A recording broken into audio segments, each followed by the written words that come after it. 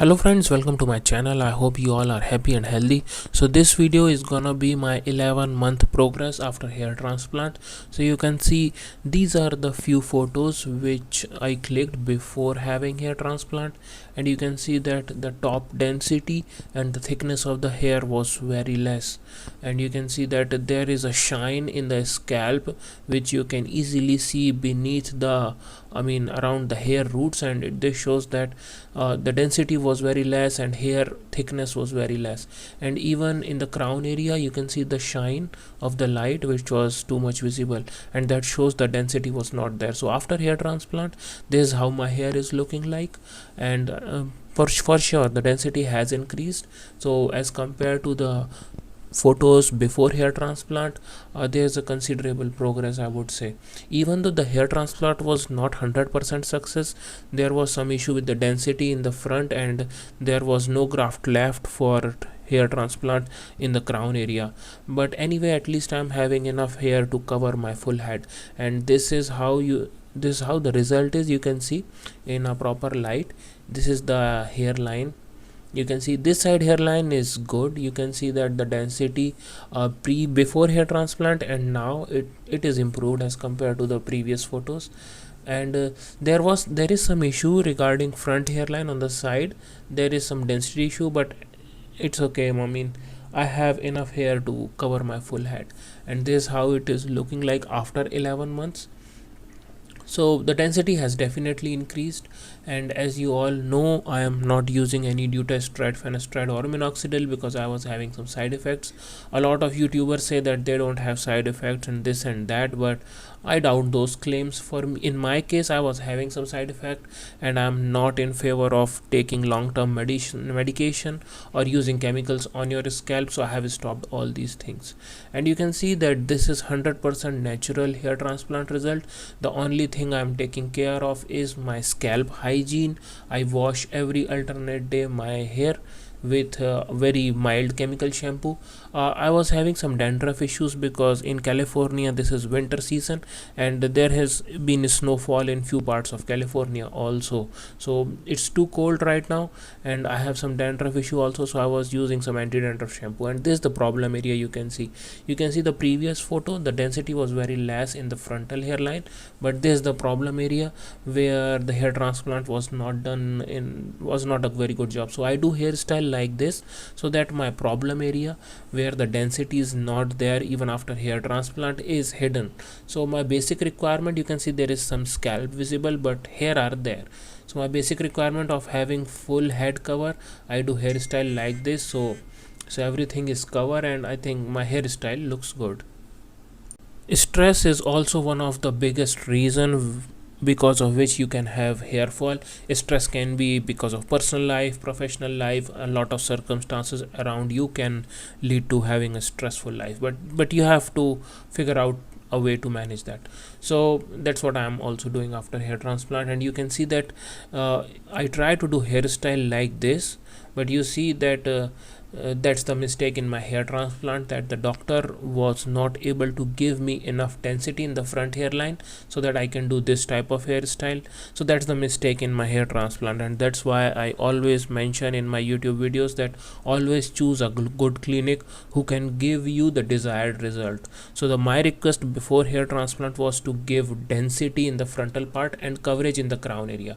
But what happened in my case, the doctor was not skilled enough, so he was just able to give coverage in the front area, and when the hair transplant reached the crown area, there was a graft shortage, so there was no hair transplant done. Not much, only 10-20 grafts transplant done in the crown area. So that's why I don't even show much of my crown area, because there was no hair transplanted there, so there is no point of showing the result. So this is the beauty angle. Whatever your length is from your nose to your eyebrow should be the equal length from your eyebrow to the hairline. So that's the beauty angle that I showed you. And from this angle, this is the next day after hair wash, and you can see after hair wash, after few days, the density can get affected, and this is how crown area looks like. I just showed you in the video. So a lot of YouTubers I have seen only show you the result which they want to show you in low light so that the density looks better, and they kind of hide their result, but I'm not doing that way. I also had a footage in sunlight, but that's why I didn't upload the 10-month progress video, but because I lost the footage, that 10-month progress footage also, and along with the sunlight recording. So that's what I was doing to find out that footage, but I couldn't. That's why 10-month progress video is missing, and this is how the density looks like. I think it is good enough to cover full head. You can see there is some density issue in the frontal hairline, but that's the reason why I do my hairstyle like this, so that my full head is covered and the hairstyle looks okay. So in previous videos I have mentioned that I am eating watermelon to manage the water content and nutrients to keep my hair healthy, but this is winter time in California. It's too much cold right now here, so that's why I have stopped eating watermelon. So you can see from the frontal part, the crown area is not at all visible. The crown area is only visible from a certain angle, but if you see most of the angles from the front side, the crown area is not at all visible. There is some density issue because there was some graft shortage during hair transplant, but that's fine. You can see that I have coverage in the front part. Even though I wanted density, the doctor was only able to give me coverage. So this is how I do hairstyle, and since I am combing my hair in this direction, so even though I don't have much density on that side, still the hair are going through that way. I mean, that's the flow of the hair in my hairstyle, so it is not much visible. So yes, this is how I do my hairstyle, and the coverage which I wanted to get after hair transplant, I think I'm getting that enough. So now coming to the diet and how to maintain my hair transplant result without taking dutasteride, finasteride or minoxidil. So I am washing my hair every alternate day, and this is the donor area. You can see still it is very dense. At least the hair transplant surgeon was experienced enough, so he didn't mess up my donor area. Still it is looking quite dense, and even from the back side or the back angle, the crown area is not that much visible. Even though the crown area is still a little problem area, there were no grafts present to transplant here. You can see it still looks kind of thinned down, but it is only visible from certain angles.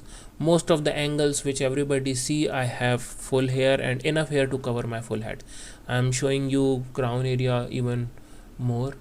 I also created a footage in sunlight, but I think I lost that footage. I was trying to find that, but I couldn't find for weeks. So this is how my donor area is looking like. The crown area is visible with looking like less dense, but only from a certain angle.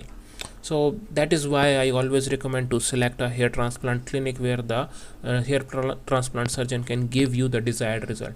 What I wanted is density in the frontal hairline and coverage in crown area, but what I was able to get is coverage in the frontal area, and there were no grafts left to be transplanted in the crown area. But anyway, what I am doing is I am washing my hair every alternate day.